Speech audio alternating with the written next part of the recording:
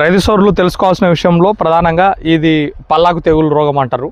ఇది ఎటువంటి పోషక లోపం కాదు, ఇది పల్లాకు తెగులు అన్నమాట. ఈ ఎల్లో కలర్లో ఉన్నది ఈ పల్లాకు తెగులు అనేది మనం ఆల్రెడీ రసం పీల్చే పురుగుల గురించి చెప్పినాం కదా. ఆ రసం పీల్చే పురుగులను మనం ఎక్కువగా కంట్రోల్ చేసుకుంటే ఇది ఆటోమేటిక్గా కంట్రోల్ అవుతుంది. ఈ పల్లాకు తెగులు అనేది ప్రధానంగా వస్తుంది. మనం చెప్పిన ఫంగిసైడ్స్ని ఏ దాన్నైనా ఉపయోగించినా కానీ ఈ శిలీంధ్రాన్ని అనేది కంట్రోల్ చేయవచ్చు.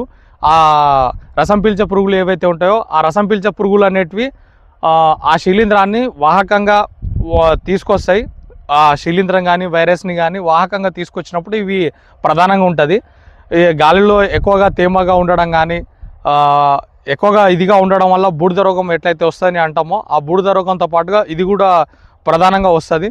దీనికి యాజమాన్యం అనేది ఫస్ట్ మనము ఏవైతే రసం పీల్చే పురుగులు ఉన్నాయో వాటిని మనం కంట్రోల్ చేసుకున్నట్లయితే ఇది కూడా మనకు కంట్రోల్ అయిపోతుందని తెలియజేస్తున్నా.